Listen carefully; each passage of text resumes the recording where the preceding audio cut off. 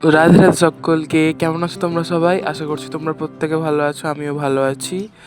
তোমরা গরমে কিন্তু প্রত্যেকে ভালো থেকো, সুস্থ থেকো। আসলে গরমটা তো প্রচণ্ড পড়েছে, আমাদের এখানেও গরমটা অনেকটাই। আর আজকে গরমের মধ্যে একটা কাণ্ড ঘটেছে, চলে গেছে কারেন্ট। সেই জন্য স্নান টান করে বাইরে এসেছি মন্দিরের কাছে। আর তোমরা তো জানো এখন চলছে আমাদের অশৌচ, তো সেই জন্য ঠাকুরকে তো ভেতরে ঢুকে প্রণাম করতে কিংবা কিছু করতে পারছি না। সেই জন্য দূর থেকেই না হয় একটু প্রণাম করি। গরমটা কিন্তু মারাত্মক পড়েছে। তোমরা গরমের মধ্যে কিন্তু প্রচণ্ড জল খেও এবং নিজেদের শরীরের কিন্তু যত্ন নিও। আর আমিও গরমের মধ্যে বেশ ভালোই আছি। আর গরম মানেই একটু স্প্রাইট, একটু কোকাকোলা কিংবা ঠান্ডা কিছু। সত্যি কী যে শান্তি লাগছিল, মনে হচ্ছিল যেন খেয়েই যাই আর খেয়েই যাই। ভালো লাগে এটাই। আর তোমাদের অনেকের প্রশ্ন, অশৌচ চলাকালীন আমার গোপালরা কোথায় আছে? তো গোপালরা আমার আছে কিন্তু পাশের বাড়ির জেঠিমার কাছে।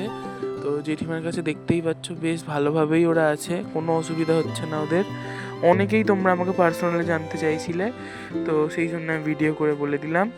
আমার ছয় গোপাল সোনাই তো ওখানেই আছে, তো ওরাও বেশ ভালো আছে। আর মাধব, জগন্নাথজি, বড় মা এনারা তো বাড়িতে আছে। এনাদেরকে দূর থেকেই দেখি। ধূপও দেখাচ্ছি, পুজো তো করতে পারবো না, ধূপটাই দূর থেকে দেখাচ্ছি। আর ওই ধূপটা কিন্তু বাদ হয়ে যাবে, আর কোনো ওই ধূপটা কাজে লাগবে না। তারপরেই বসেছি দুপুরে খেতে। বহুদিন বড় ভিডিও শেয়ার করা হয় না, তাই ভাবলাম আজকে শেয়ার করি। আর আজকে তো এখন তো আমাদের নিরামিষ চলছে বলতে গেলে। আর নিরামিষ খেতে আমার খুব একটা কষ্ট হয় না, কারণ তোমরা বেশিরভাগ অনেকেই জানো আমি মাছ মাংস কোনোটাই খাই না। মাছটা আগে খেতাম, বাট এখন খাই না, একমাত্র ডিমটা খাই।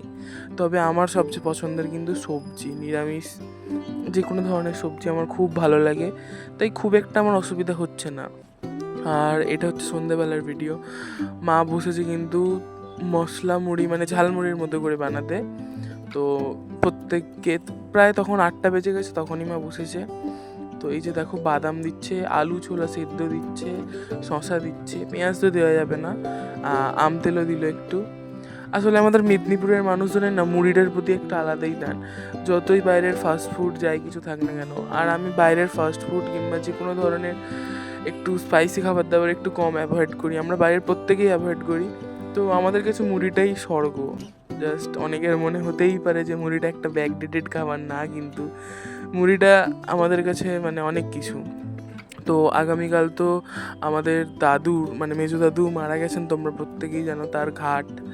তো তার জন্যই ঘাটে উঠতে গেলে নতুন জামা কাপড় পরতে হয়, তো সেই জন্যই একটু বেরিয়েছি আমি নিজের জন্য কিছু কিনতে। তো প্রত্যেকেরই কেনা আছে, আমারটাই কিনতে বেরিয়েছি। আর বেরিয়ে মার্কেটেই এত সুন্দর সুন্দর রজনীগন্ধার মালা দেখে কী যে বলবো, কী ভালো লাগছিল। কিন্তু নিয়ে তো কিছু করতে পারবো না, ভগবানকে পড়াতেও পারবো না, পুজোও দিতে পারবো না, তাই বেকার বেকার দেখে আর লাভ নেই। সব কিছু কেনাকাটা তো হয়েই গেল, বাড়ির দিকে রওনা দিলাম। আর এই যে আমাদের আরামের মাঠে শ্রীরামপুরে আগামীকাল থেকে শুরু হচ্ছে হরিনাম সংকীর্তন, তোমরা আগের বছর আমার ভিডিওতে দেখেছিলে।